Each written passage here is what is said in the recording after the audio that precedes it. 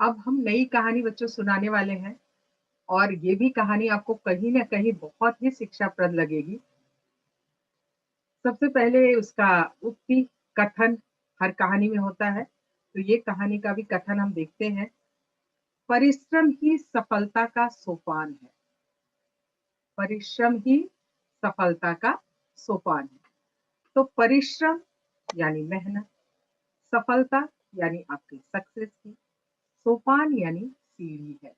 अगर आप परिश्रम नहीं करते हो, तो सफलता आपको जीवन में कभी भी नहीं मिलेगी। तो सफलता की सीढ़ी कब मिलेगी? जब आप परिश्रम करोगे। तो अब इस कहानी को भी हम ज़रा समझेंगे कि कहानी क्या है? इस कहानी को समझना चाहेंगे ना बच्चों?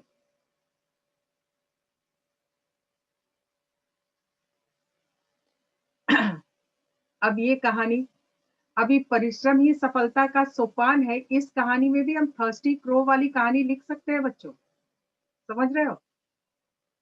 अब ये नई कहानी आप पढ़िए। एक किसान के 4 पुत्र थे, 4 बेटे थे। किसान 4 बेटे, चारों मेहनत करने से बचते थे। चारों बच्चे जो थे वो परिश्रम करने से हमेशा अपनी जान बचाते थे। यही कारण था कि उसका मन खेती के कार्यों में नहीं लगता था। किसका मन खेती के कार्यों में नहीं लगता था? किसान के बच्चों का, किसान का नहीं। किसान तो बेचारा बहुत परिश्रमी था, बहुत मेहनती था। लेकिन सोपान मतलब सीढ़ी होता है बच्चों। तो यहाँ पर उसका मन जो है, वो मेहनत करने में नहीं लगता था बच्चों का, और जिससे किसान बहुत दुखी रहता था, हमेशा बहुत दुखी रहता था अपने बच्चों की वजह से। क्यों? क्योंकि किसान बहुत परिश्रमी था, मेहनत से काम करता था, कमाता था, और यहाँ पे बच्चे जो है वो ज़रा भी मेहनती नहीं थे। एक बार किसान बीमार पड़ गया, किसान की तबीयत खराब हो गई, बहुत ज़्यादा। उसे लगा कि उसके जाने की घड़ी निकट आ गई है, अर्थात उसका मृत्यु, उसकी मौत बिल्कुल उसके करीब आ गई है। उसने अपने चारों पुत्रों को बुलाया, चारों पुत्रों को यानी चारों बेटों। कभी कहते हैं ना कि कहानी में जब हम कहानी लिखते हैं, तो हमें कुछ अच्छे शब्द लिखने पड़ते हैं। अभी बेटे अभी लिखिए तो भी करेक्ट है, पुत्र लिखिए तो भी थोड़ा अच्छा साहित्यिक वर्ड लगता है। कहा कि मैंने अपना सारा धन खेतों में गाड़ दिया है। बच्चे, हम कहते हैं ना कि पिताजी की मृत्यु के बाद ये धन मिला, ये पैसा मिला, ये प्रॉपर्टी मिला, तो किसान बहुत होशियार, बहुत समझदार था। उसने बोला मेरे भी बेटे ऐसा ही सोचेंगे। तो उसने अपने बच्चों को बुलाया और कह दिया कि बेटा, मैंने जीवन में जो भी धन कमाया था, जो भी पैसा कमाया था, वो सारा धन मैंने क्या किया? खेत में गाड़ दिया है, यानी मिट्टी के अंदर छुपा दिया।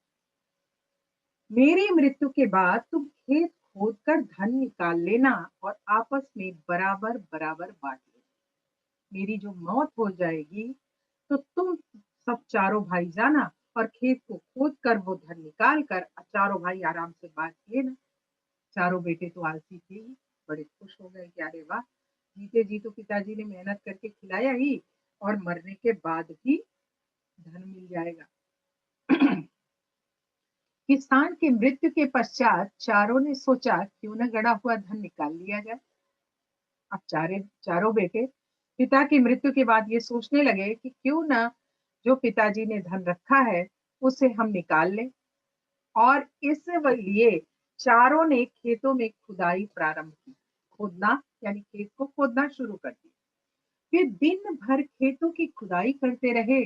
उन्होंने खेत का कोना कोना खोद डाला। पूरे दिन चारों भाई मिलके खेतों की खुदाई करते रहे कि कहीं धन यहाँ तो नहीं, कहीं धन यहाँ तो नहीं।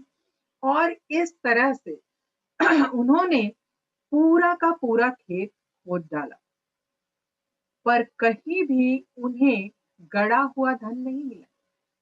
कहीं भी उन्हें वो गड़ा हुआ धन नहीं मिला। चारों निराश होकर वहीं बैठ गए। अरे ये क्या, पिताजी का धन कहाँ चला गया? उन्होंने तो कहा था कि ये धन मैंने खेत में ही गाड़ा है। अब खेत में तो ये धन मिल नहीं रहा है, और पूरा खेत हमने कोना कोना खोद डाला। तभी उधर से पंडित दीनानाथ निकले। अब पंडित जी बड़े भाई बुद्धिमान दीनानाथ जी निकले किसान के बेटों को उदास देखकर उन्होंने उसका कारण पूछा कि भाई क्यों उदास हो? उन्होंने सारी बातें सच-सच बता दी कि भाई पिताजी ने मरते समय हमको चारों को बुलाया था और कहा कि बेटा ये धन जो है मैंने अपना जो जितना जीवन भर का कमाई है, जीवन भर का धन है, वो मैंने खेत में गाड़ा है। पंडित जी कुछ सोचने लगे फिर मुस्कुराकर बोले। पंडित जी बड़े बुद्धिमान थे। सोचने लगे, वो समझ गए उनके पिता की मन की बात और बोले अब खुदाई कर दी है तो तुम खेतों में बीज बो दो। जब खेत ही पूरा खोद दिया तुमने तो अब उसमें बीज लगाने में क्या टेंशन है? अब बीज लगा दो। चारों भाइयों ने उनकी बात मानकर बीज बो दिया। चारों भाइयों ने क्या किया? पंडित दीनानाथ जी की बात माने, बोले चलो भाई खेत खोद दिया है तो अब बीज भी डाल देते हैं। थोड़े दिन बाद उनके छोटे-छोटे पौधे निकल आए।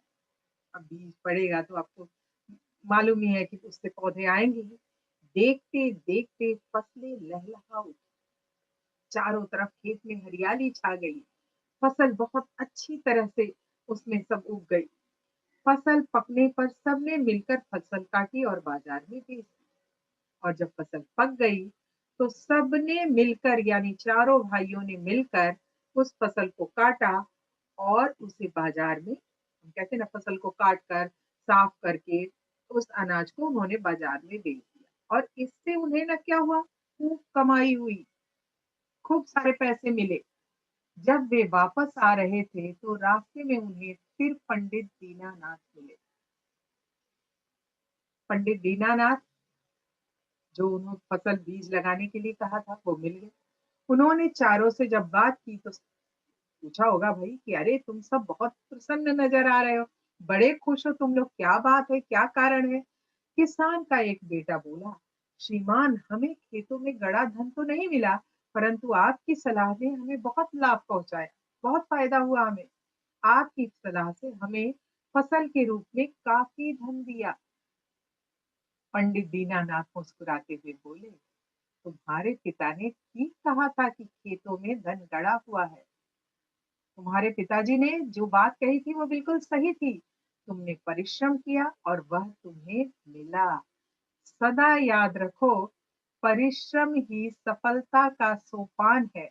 परिश्रम के बिना कुछ नहीं मिलता। अब आप देख रहे हो कि कहानी की जो उक्ति है, उसी उद्देश्य को लेकर ये कहानी लिखी गई और उस उद्देश्य को इस कहानी के माध्यम से पूरा भी किया गया।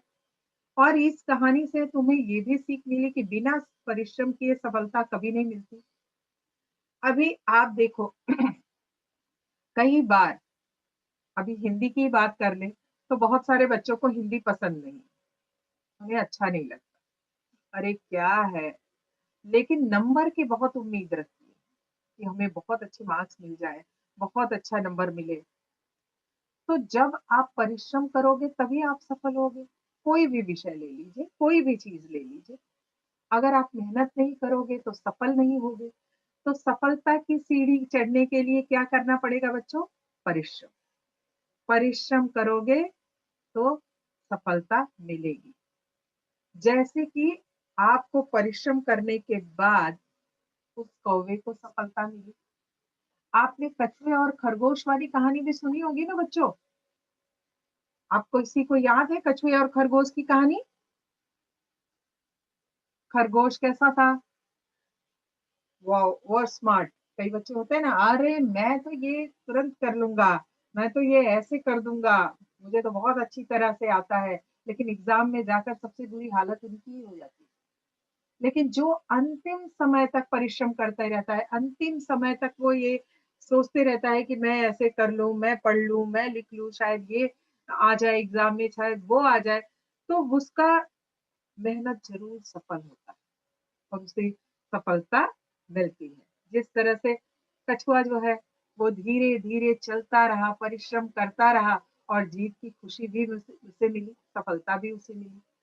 जिस तरह कौवे ने पत्थर डाले और उसे उसकी प्यास बुझी, समझ रहे, उसे भी सफलता मिली। और यही नहीं, जिस तरह से बच्चों जिस तरह से कछुए ने, जिस तरह से कौवे ने, जिस तरह से कोई भी बच्चा अगर परिश्रम करता है, तो वो अपने जीवन में सफल होता है। तो आप देखिए मैंने आपको 3 कहानियाँ सुनाई हैं, एक कहानी और सुनाऊँगी।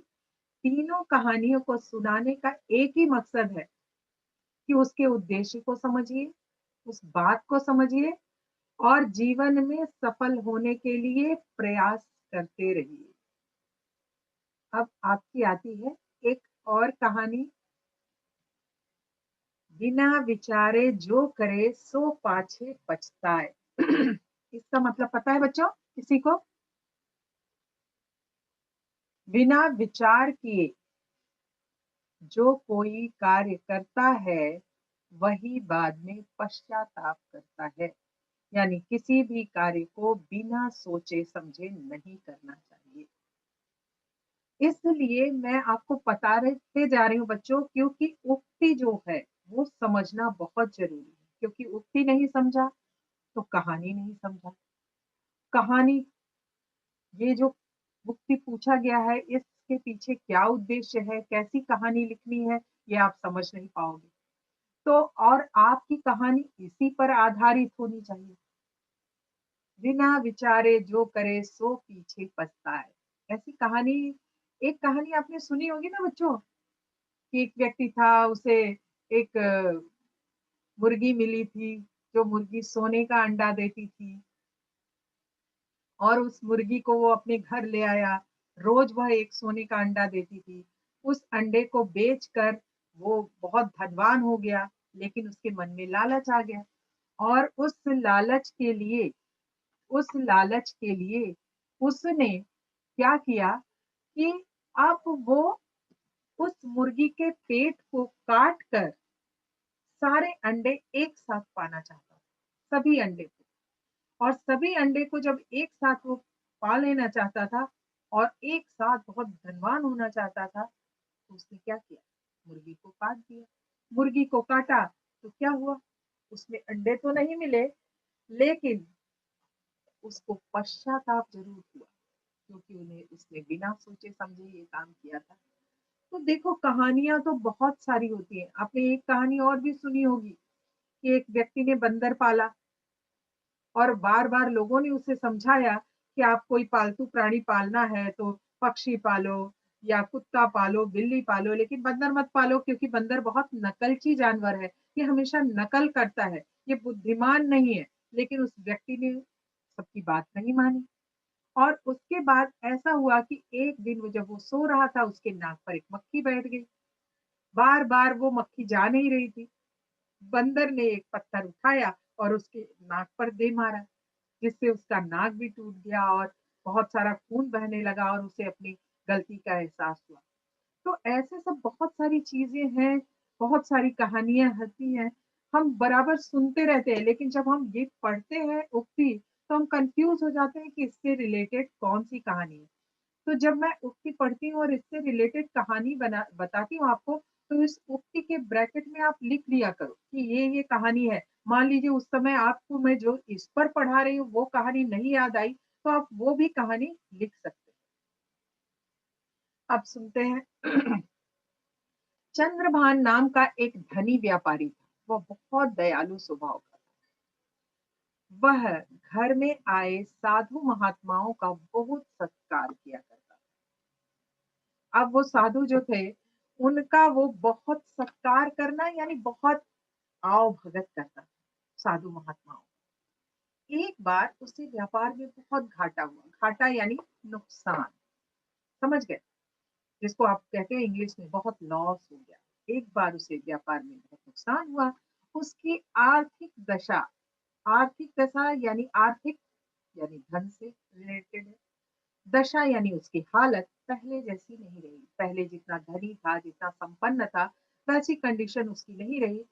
परंतु फिर भी उसने घर में आने वाले साधु महात्माओं की आवभगत करना नहीं छोड़ा। सज्जन व्यक्ति था, जितना उसके पास था उसी से उनकी आवभगत करता। गरीबी में भी, धन कम हो जाने पर भी उसने साधु महात्माओं की सेवा करना नहीं छोड़ा। चंद्रभान के यहाँ सरजू नाम का एक नौकर था। सरजू नाम का उसका घर का नौकर था, काम चोर और लालची। मतलब उसे काम भी नहीं करना था और लालच भी बहुत। एक दिन की बात है, एक महात्मा जी चंद्रभान के घर पधारे। नौकर जो है पूरे समय उनके घर पर रहता था, तो देखा कि भाई एक महात्मा जी चंद्रभान जी के घर आए हैं। चंद्रभान ने रूखे सूखे भोजन के साथ उनका खूब आतिथ्य। रूखे सूखे भोजन यानी उनके पास खाना पीना तो बहुत कहते हैं कि अच्छा नहीं था, क्योंकि आर्थिक स्थिति उनकी खराब हो गई थी। तो जो कुछ भी था सूखा खाना ही था, मतलब नहीं उतना अच्छा खाना था। तो जो कुछ भी था उससे उसका आतिथ्य आओ भगत किया, उसका सत्कार किया। उस महात्मा को, उस संत को उन्होंने खिलाया पिलाया जिस तरह से वो पहले करते थे। महात्मा जी उसकी सेवा भाव देखकर बहुत प्रसन्न हुए, बहुत खुश हुए। उन्होंने उसे आशीर्वाद दिया और चलिए, आशीर्वाद दिया कि भाई मैं तुम्हारे आओ भगत से, तुम्हारी इस आतिथ्य सेवा भाव को देखकर मैं बहुत ज्यादा खुश हूँ, क्योंकि आपने इस बुरी स्थिति में भी आपसे जो पन पड़ा उस तरह से मेरी सेवा की। आधी रात को चंद्रभान को एक विचित्र सपना आया, एक बहुत अलग स्वप्न आया, जिसमें वही महात्मा जी मंद मंद मुस्कुराते हुए दिखाई पड़े। देखो बच्चों, सपने तो सभी को आते हैं। अब आप अपने सपने को सच मत मान लेना, कभी कभी होते भी हैं सच। तो यहाँ पे जो महात्मा को उसने खाना खिलाया था, आशीर्वाद दिए थे, वही महात्मा उनके सपने में आए। और वो मुस्कुराते मंद मंद यानी धीरे धीरे मुस्कुराते हुए दिखाई पड़े और कह रहे थे, चंद्रभान, तुम्हारी सेवा से मैं बहुत खुश हूँ। चंद्रभान, तुम्हारी सेवा से, तुमने जो सेवा की है उससे मैं बहुत ज्यादा प्रसन्न हूँ। कल मैं एक भिक्षुक के रूप में तुम्हारे यहाँ भिक्षा मांगने आऊंगा। कल मैं एक भिक्षुक के रूप में तुम्हारे यहाँ भिक्षा मांगने फिर से आऊंगा। उस समय तुम एक डंडा मेरे सिर पर स्पर्श करवाना, मैं पल भर में स्वर्ण प्रतिमा में बदल जाऊंगा। मैं तुम्हारे यहाँ जब आऊंगा तो एक डंडे से तुम मेरे सर पे स्पर्श करना यानी बिल्कुल छूना, टच करना।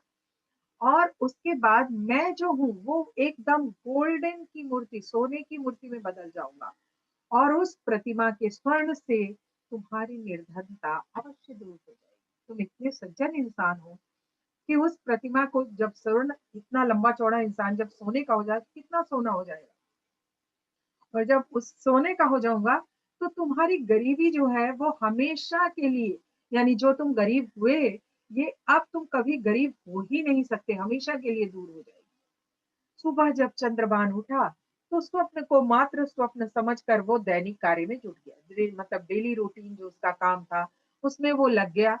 वो सोचा कि ये स्वप्न ऐसे ही आया होगा मुझे। थोड़ी देर बाद चंद्रभान ने देखा, दरवाजे पर वही महात्मा जी भिक्षु के रूप में खड़े। देखा कि अरे वही महात्मा जी हैं, ये एक भिक्षु के रूप में मेरे दरवाजे पे खड़े हैं। उसे अपने स्वप्न वाली बात याद आई। वह आदर सहित उन्हें अतिथि गृह में ले गया। आप समझ रहे हैं ना, गेस्ट रूम जिसे कहते हैं। यहाँ पर तो बच्चों हमारे छोटे छोटे फ्लैट हैं तो हम इतना अतिथि गृह ये सब तो नहीं सोच सकते। लेकिन हाँ, गांव में आप देखोगे तो गेस्ट रूम आज भी बने होते हैं, एक परंपरा है वहां पर। तो गेस्ट रूम में वो लेकर गया उनको, अतिथि गृह में। वहां फिर उसने भोजन करवाया उन्हें, फिर एक डंडा उनके सिर से स्पर्श करवा दिया। देखते ही देखते महात्मा जी जो थे वो स्वर्ण प्रतिमा में बदल गए, सोने की मूर्ति में। सरजू दूसरे कमरे से छिपकर सारा दृश्य देख रहा था। जो सरजू था वो दूसरे कमरे में से छुपकर सारा ये नजारा देख रहा था। उसे अपनी आंखों पर विश्वास नहीं हुआ, अपनी आंखों पर बिल्कुल भरोसा नहीं हुआ। इस घटना के बाद चंद्रभान के दिन फिर आ गए। इस घटना के बाद यानी जिस जब से उसने स्वर्ण की वो मूर्ति अपनी उस भिक्षु की पाई थी, उसकी गरीबी दूर गई, दिन फिर गए, यानी फिर से उसके दिन अच्छे हो गए। उसके घर में खुशियां आ गई, संपन्नता हो गई। उसका व्यापार भी खूब चल निकला, यानी धन के अभाव से जो काम रुक गया था वो सब उसका आगे बढ़ने लगा। सरजू ने ये सारी बातें अपनी पत्नी को बताई। अपनी पत्नी को उसने कहा कि देखो ये चीजें आ, हमने अपने जो मालिक हैं उनके घर में देखा। पहले तो उसे भी अपने पति की बातों पर विश्वास नहीं हुआ। जब सरजू ने उसे बार बार विश्वास दिलाया तो यकीन करना पड़ा कि मैंने तो देखा है वो बाबा जी आए, उनको खाना खिलाया, फिर एक डंडा मारा, डंडा सर से लगाया और उनके पास बहुत सारा धन आ गया। वो बोले कि ठीक है, मेरी मानो तो आप भी कुछ भिक्षुओं को भोजन के लिए घर में बुला लाओ और वैसा ही करो जैसा सेठ जी ने किया। भाई तुम भी धनवान बनना चाहते हो, जीवन भर की इस नौकरी से छुटकारा मिल जाएगा, रोज दूसरों की गुलामी करने से। बुला लाओ भिक्षुओं को, मैं भी अच्छा अच्छा पकवान बनाऊंगी, मैं भी उन्हें अच्छे से खिलाऊंगी और जब वो अच्छे से खा लेंगे वो, तो फिर उसके बाद आप बौद्ध भिक्षुओं को बिठाना और जैसा आपके सेठ जी ने किया है वैसा आप भी करना। सरजू की बात पत्नी को पसंद आई। सरजू की बात पत्नी को भी पसंद आई कि भाई ठीक कह रहा है मेरा पति, ये रोज रोज की गरीबी से हमें भी छुटकारा मिल जाएगा और मुझे क्या है, खाना ही तो बनाना है। वह मंदिर के बाहर बैठे कुछ भिक्षुओं को अपने घर में खाने के लिए आमंत्रित कर दिया। उनके पास जाकर कहा, बोला कि आप सब कल मेरे घर भोजन ग्रहण करने की कृपा करें। आप किसी भी भिक्षु के पास जाइएगा, आप देखो श्राद्ध के समय में बहुत सारे लोग ब्राह्मणों को अपने घर में खाने के लिए बुलाते हैं। कई पूजा पाठ में, कई हवन में, कई बार ब्राह्मणों को बुलाते हैं क्योंकि शुभ माना जाता है, अच्छा माना जाता है ब्राह्मणों को भोजन कराना। अब ये भी गया तो मंदिर के बाहर कोई बड़ा व्यापारी तो था नहीं कि इसके घर में ब्राह्मणों का आना जाना हो। तो गया मंदिर के बाहर बैठे जो कुछ भिक्षु थे उन्हें अपने घर में खाने के लिए आमंत्रित कर दिया और उन्होंने सरजू का निमंत्रण सहर्ष स्वीकार कर लिया। उनके मन में तो कुछ ऐसे भाव तो थे नहीं। तो सरजू ने जैसे ही कहा, उन्होंने कहा कि ठीक है भाई, तुम अगर मुझे इतने प्रेम से, इतने खुशी से अगर बुला रहे हो खाना खाने के लिए तो मैं अवश्य आऊंगा। दोपहर के समय भिक्षु सरजू के घर पहुंचे। दोपहर के समय भिक्षु सरजू के घर पहुंच गए। उन्होंने उन्हें अच्छा भोजन करवाया। उन्होंने यानी किसने बच्चों? सरजू ने किसको अच्छा भोजन करवाया? उन संतों को अच्छे से बिठाया, अच्छे से खिलाया। जब वे जाने लगे तो सरजू ने घर का दरवाजा बंद कर दिया और उनके सिर पर डंडे बरसाने लगा। उसने तो, आप देखा तो उसको सर पे डंडा लगाते हुए दिखा, पर ये नहीं लगा था कि सिर्फ स्पर्श कराया, उसे लगा कि डंडे से मारा। वो डंडा बरसाने लगा। सभी भिक्षु बचाओ बचाओ कहकर चिल्लाने लगे। सभी भिक्षु जो थे वो दर्द से चिल्लाने लगे। शोर सुनकर सभी पड़ोसी उनके घर की ओर दौड़े। अब जैसे ही आवाज हुई, पड़ोसी सोचने लगे कि इसके घर में क्या हो रहा है, क्यों लोग बचाओ की आवाज चिल्ला रहे हैं। किसी तरह दरवाजा खुलवाया गया और लहूलुहान भिक्षुओं की जान बचाई। उन्होंने सरजू को की अच्छी तरह धुनाई की। किसी ने ठीक ही कहा है, बिना विचारे जो करे सो पाछे पछताए। आप अगर लालच में कोई गलत काम करते हो तो आपको पश्चाताप तो करना ही पड़ेगा। आपने, हम कहते हैं ना, निस्वार्थ सेवा। जो व्यापारी था वो निस्वार्थ सेवा करता था, इसीलिए भिक्षु ने प्रसन्न होकर उसे सोने की मूर्ति यानी स्वयं सोने की मूर्ति बनकर उसे गरीबी दूर करने में मदद की। लेकिन इसने जो किया वो लालच से किया, बिना सोचे समझे किया, तो इसका दुष्परिणाम उसे भुगतना पड़ा कि दरवाजा खुलते ही बौद्ध भिक्षु जो थे वो सब उसके ऊपर टूट पड़े। समझ गए? सब उसके ऊपर टूट गए और मारने लगे। तो ये भी कहानी उसे अच्छी तरह से समझ में, आप लोगों को अच्छी तरह से समझ में आई होगी। और बच्चों, हर कहानी आपको ये ही बताने का मतलब था कि कई बार हमें कोई फ्रेंड कहता ना, अरे मैं तो ऐसे कर लेता हूँ, मैं तो ऐसे झूठ बोल देता हूँ घर पर, या मैं तो पढ़ते समय ऐसे पढ़ता हूँ। हम किसी की सुनी सुनाई बातों पर विश्वास ना करें। हम जीवन में जो करें उसका अनुभव के साथ उसे करें, नहीं तो हमें पश्चाताप करना पड़ेगा। हर गलती की कोई ना कोई सजा होती है बच्चों। हर गलती की कोई ना कोई सजा होती है। तो ये सजा उसे मिली। क्यों सजा मिली? क्योंकि उसने बिना विचार किए, बिना सोचे समझे कोई कभी कार्य किया। बिना सोचे समझे कोई भी कार्य करने पर हमें ऐसी ही सजा मिलती है। तो इस तरह से ये बच्चों, आपने जो मैंने आपको टाइटल बताया है, हाँ, वो कहानियां आपको अच्छी तरह से घर पर जाकर लिखनी है। समझ रहे हो? घर पर जाकर इस